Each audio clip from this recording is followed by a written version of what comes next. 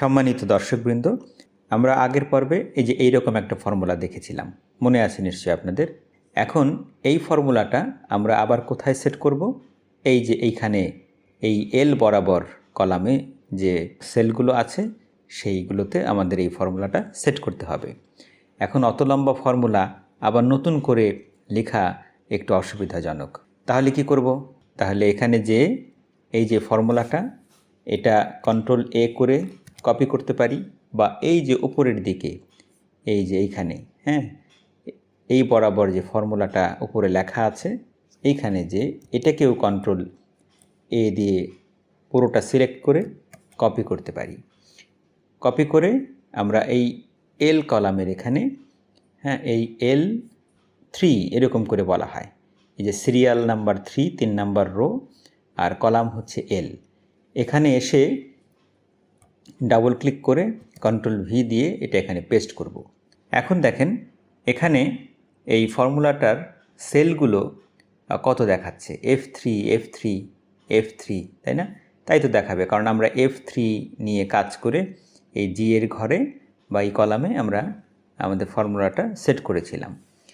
কিন্তু আমরা এখানে কি আর এফ এর সেলের ডকুমেন্টগুলো বা নাম্বারগুলো নিয়ে কাজ করছি না, বা ডেটাগুলো নিয়ে কাজ করছি? তা কিন্তু না। আমরা হচ্ছে এই কে এর কলামের যে ডাটাগুলো সেগুলো নিয়ে আমরা কাজ করব, এবং সেটা কত নাম্বার সিরিয়াল বরাবর, রো বরাবর? এই 3 নাম্বার রো বরাবর, তাই না? কাজে 3 এখানে ঠিকই থাকবে, কিন্তু কলামের যে অ্যালফাবেটটা সেটা চেঞ্জ হয়ে যাবে। কত হবে? কে হবে, তাই না? এই কে সেল নিয়ে আমরা কাজ করব। এখন এখানে কার্সর নিয়ে গিয়ে এই এফগুলোর জায়গায় আমি ক্যাপিটাল লেটারে কে বসিয়ে দেব। একটা কে দিলাম, ওইটাকে সিলেক্ট করে কপি করলাম, এরপরে আবার পরের F3-তে গেলাম, সেখানেও কে দিলাম, আবার পরের এফে গেলাম, ওটা কেটে দিয়ে ওখানেও কে দিলাম, আবার তারপরের এফে গেলাম, ওটা কেটে দিয়ে ওখানেও কে দিলাম, আবার তারপরের এফে গেলাম, সেটা কেটে দিয়ে সেখানেও কে দিলাম। এরপরে আমি এন্টার দিয়ে দেব। এখন এই অটোফিলে টিক চিহ্ন দিয়ে দেব। এখন কিন্তু এই এল কলামে আমার পুরো সেলগুলোতেই ওই ফর্মুলাটা সেট হয়ে গেছে। এই পরিবর্তনটা এখান থেকে না করে এই যে আপনি এফএক্স বরাবর এই যে এই ফর্মুলাটা উপরে যেখানে লেখা, এখানেও কিন্তু আপনি করতে পারেন। এই জায়গাটা আপনারা হয়তো ভাবছেন এতবার করে রোল নাম্বার লেখা কেন, তাই না?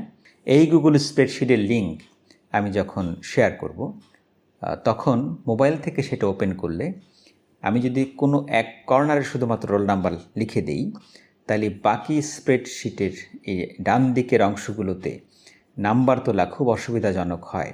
কারণ হচ্ছে সিরিয়াল নাম্বারটা তখন বাম দিকে দেখায়, কিন্তু এই কলামটা মোবাইলের স্ক্রিন থেকে সরে যায়। তখন আমি কোন রোল নাম্বার বরাবর নাম্বার বসাবো সেটা বারবার ওই বামে যে দেখে এসে বসাতে হয়, কিংবা ওই সিরিয়াল নাম্বার ধরে মনে রাখতে হয় যে এখানে 11 বরাবর 9 রোল ছিল, মানে 2 করে কম রোল নাম্বার হবে, এরকম করে মনে রাখতে হয়। এই অসুবিধা দূর করার জন্য কিছু দূর পরপরই রোল নাম্বারের একটা করে কলাম রেখে দিয়েছি, যাতে মোবাইল থেকেও এটা যদি ওপেন করা হয় তাহলেও এখানে রোল নাম্বারটা আমরা স্পষ্ট দেখতে পারবো, এবং সেই অনুযায়ী আমাদের ডাটাগুলো আমরা এখানে এন্ট্রি করতে পারবো। আশা করি আমি বোঝাতে পেরেছি। Thank you very much.